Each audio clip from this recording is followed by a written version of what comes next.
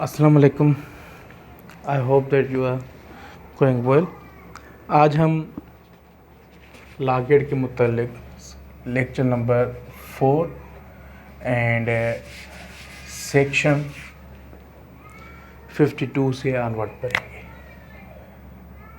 Lecture number 4 and section जो है section 52 से लेकर हम ऑनवर्ड जितना पढ़ सके आज इंशाअल्लाह पढ़ने की कोशिश करेंगे। इस सेक्शन में हम mode of searching of women पढ़ेंगे कि अगर कोई वुमेन है उसकी तलाशी हम कैसे करेंगे अकॉर्डिंग टू लॉ, उसको देखेंगे। उसके बाद हम ये भी पढ़ेंगे कि पुलिस ऑफिसर कब विदाउट वारंट किसी भी शख्स को, किसी भी अक्यूज़ को गिरफ़्तार कर सकती है पुलिस ऑफिसर। ये चीज़ें सारी आज हम डिस्कस करेंगे इस लेक्चर में। सबसे पहले section number 52 mode of searching women. Mode of searching women, mode of searching women, section 52. Whenever it is necessary to cause a woman to be searched, जब कभी ये ज़रूरी हो किसी भी वुमेन की तलाशी लेना, the search shall be made by another woman. The search shall be made by an other woman with strict regard decency. जो सर्च है वो किसी भी औरत की तलाशी जो है वो कोई भी और कोई दूसरा औरत जो है कोई एन अदर वुमेन जो उससे तलाशी ले सकती है विथ स्ट्रिक्ट रिगार्ड डिसेंसी। मतलब तलाशी एक औरत की तरफ से जो है बहुत ही शाइस्तगी के साथ ली जाएगी उस औरत की। मतलब वो जो एन अदर वुमेन है either she may be police or any other women, मतलब कोई भी पुलिस जो है पुलिस वुमेन वो भी तलाशी ले सकती है और कोई और भी वुमेन जो है उसे तलाशी ले सकती है। उसके बाद section 53 power to seize offensive weapons. Power to seize offensive weapons, power to seize offensive weapons. एक मिनट मैं इसको चेक करूं कि इसकी रिकॉर्डिंग हो रहा है कि नहीं। अच्छा एक मिनट।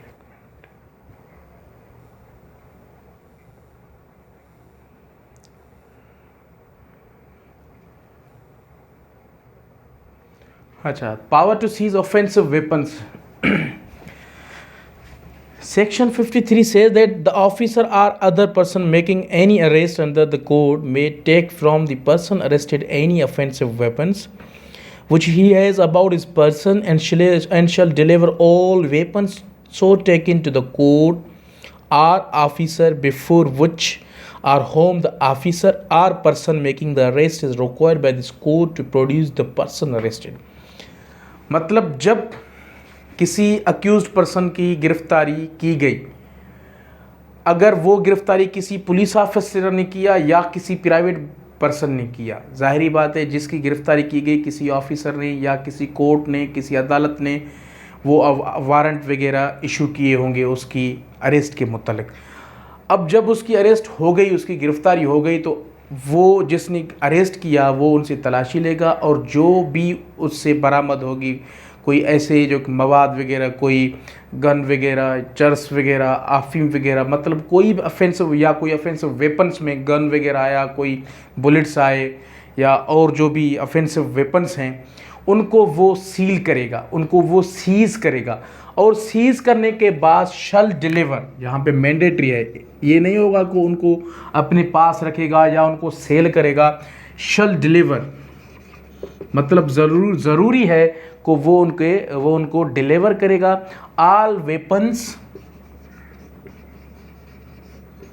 वेपन्स सो टेकन, जो उनसे लिए गए, टू द कोर्ट, उस अदालत को,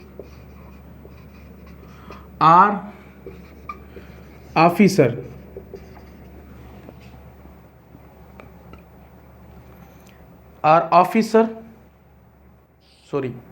before which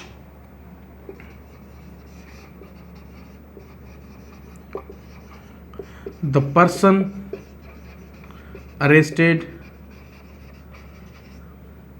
is required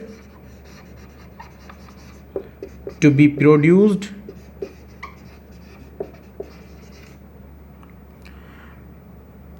under this court।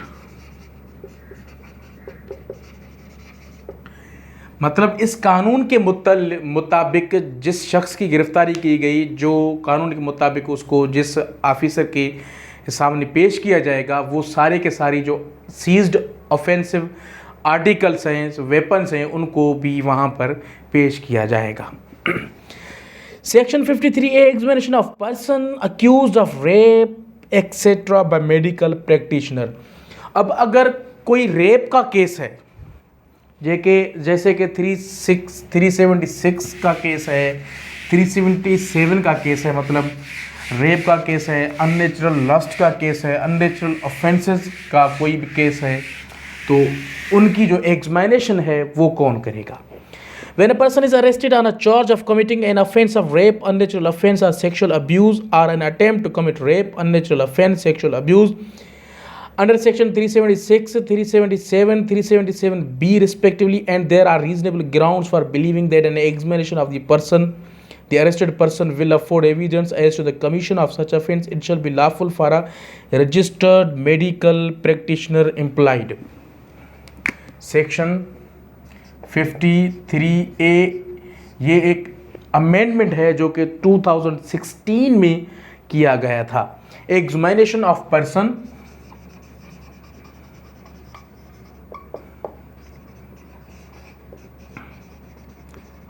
accused of rape etc. by a medical practitioner।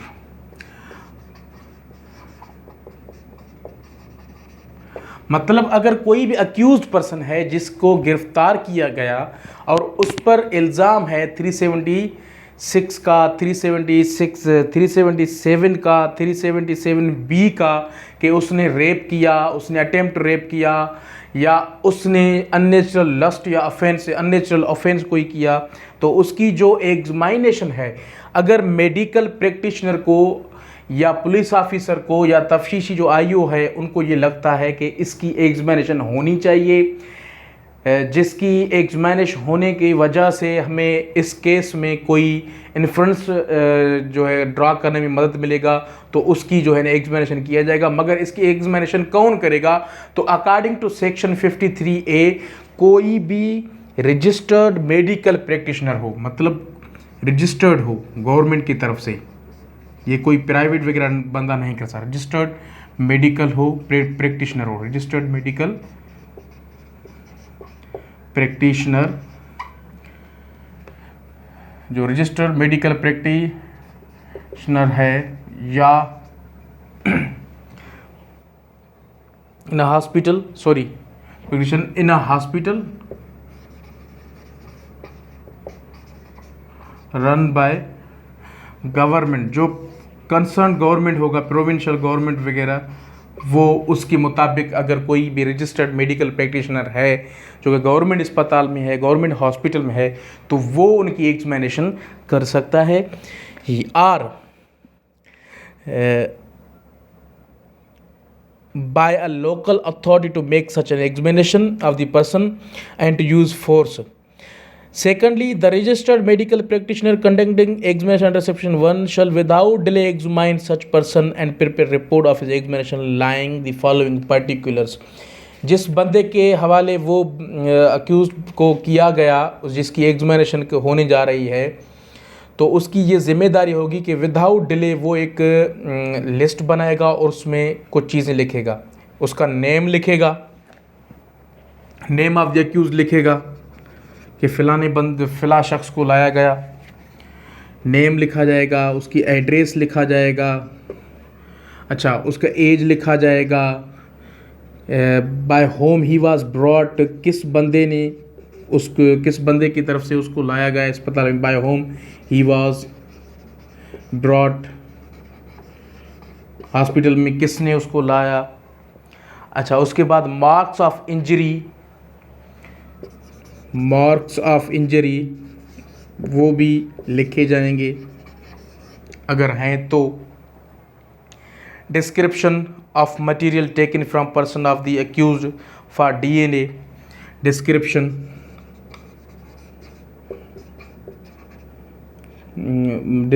material taken from the person जो अक्यूज़ है. तो मतलब ये सारी की सारी चीज़ें, अदर मटेरियल जो भी होंगे, पर्टिकुलर्स, रीजनेबल डिटेल्स, वो सारी की सारी चीज़ें वो लिखेगा.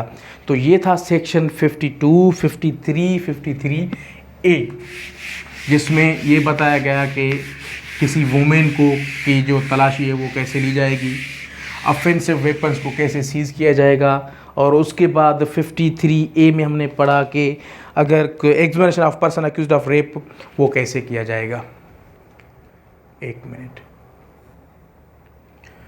अच्छा, सेक्शन 54. सेक्शन 54 मतलब when police officer may arrest without warrant. कोई पुलिस ऑफिसर किस वक्त किसी और शख्स को गिरफ्तार कर सकती है without warrant. Section 54 deals, it says that any police officer may without an order from a magistrate and without warrant arrest, मतलब कोई भी पुलिस ऑफिसर किसी भी मैजिस्ट्रेट के आर्डर के बगैर या किसी भी वारंट के बगैर इन हालात में, इन कंडीशंस में, इन सर्कमस्टेंसेस में he is fully authorised by this court to arrest such person. सबसे पहले कोई भी ऐसा शख्स who is concerned in any cognizable offence, जो कि कॉग्निजेबल ऑफेंस में कंसर्न्ड हो, वो उसने कोई ऐसा ऑफेंस किया जो कि कॉग्निजेबल ऑफेंस हो, या जिसके खिलाफ कोई रीजनेबल कंप्लेंट दर्ज किया गया, या कोई भी ऐसी information, credible information has been received, तो उस बंदे को वो पुलिस गिरफ्तार कर सकती है. Secondly, having implement of house breaking without lawful excuse. अगर एक्सक्यूज है आपके पास, आप उस पुलिस ऑफिसर को सेटिस्फाई करते हैं, तो फिर you are not liable to be arrested. Having implement of house breaking मतलब आपके पास कोई ऐसी इम्प्लीमेंटेशंस हैं, आपके पास कोई ऐसी इम्प्लीमेंट्स हैं, आर्टिकल्स हैं, जिससे आप किसी भी हाउस को, किसी भी घर को, किसी भी जगह को आप तोड़ सकते हैं, तो आप उसको लॉफुल एक्सक्यूज़ देंगे कि भाई मेरे घर का फॉर एग्जाम्पल काम चल रहा है, इसलिए मैं ये चीज़ें लेकर जा रहा हूँ. अगर आप विदाउट लॉफुल एक्सक्यूज़ देते हैं, कोई एक्सक्यूज़ नहीं देते, तो आपको वो गिरफ्तार कर सकती है. प्रोक्लेम्ड ऑफेंडर, प्रोक्लेम्ड जैसे हमने सुना PO offender, proclaimed as an offender by order of the provincial government. Provincial government जो कि कंसर्न जो हुकूमत है, कंसर्न जो प्रोविंशियल गवर्नमेंट है, अगर उसने किसी भी बंदे को डिक्लेयर किया एज अ प्रोक्लेम्ड, तो उसकी भी गिरफ्तारी हो सकती है. Having possession of property to be stolen, आपके पास कोई ऐसी प्रॉपर्टी है जिससे ये डाउट क्रिएट किया जा सकता है कि ये प्रॉपर्टी स्टोलन है, तो भी आपको गिरफ्तार किया जा सकता है. One who obstructs a police officer in execution of his duty, जब किसी ऑफिसर को उसकी ड्यूटी करने से रोक दिया जाता है, तो भी वो पुलिस ऑफिसर आपको गिरफ्तार कर सकती है.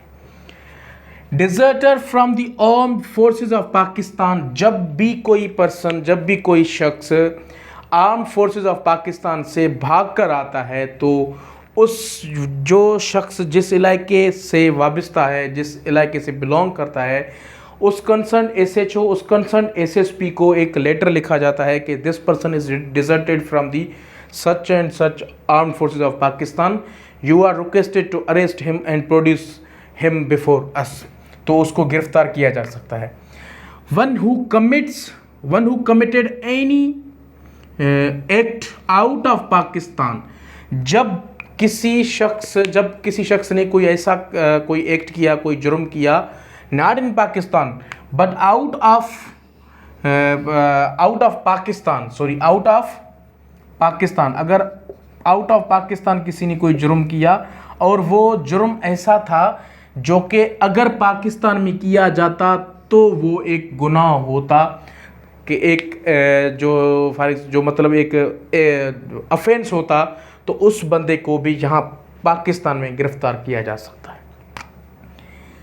Breach of any rule made under section 565 subsection 3, 565 जो सेक्शन है सीआरपीसी की सबसेक्शन 3, उसके मुतालिक order for notifying address of previously convicted offender, जो प्रीवियसली कन्विक्टेड अफेंडर हैं, जब उसकी सज़ा को सेट असाइड किया जाता है अपील में या रिवीजन वगैरह में, तो प्रोविंशियल गवर्नमेंट को अगर लगता है कि ये जो शख्स हैं, ये जो अक्यूज पर्सन हैं, ये बहुत ही डेंजरस हैं, तो उस कंसर्न्ड जो पुलिस स्टेशन है उसको ये डायरेक्शन दी जाती है कि आप इन पर नज़र रखें ताकि वो अपनी रहाइश को जो किसी एक जगह से दूसरी जगह जो है वो माइग्रेट ना कर सकें।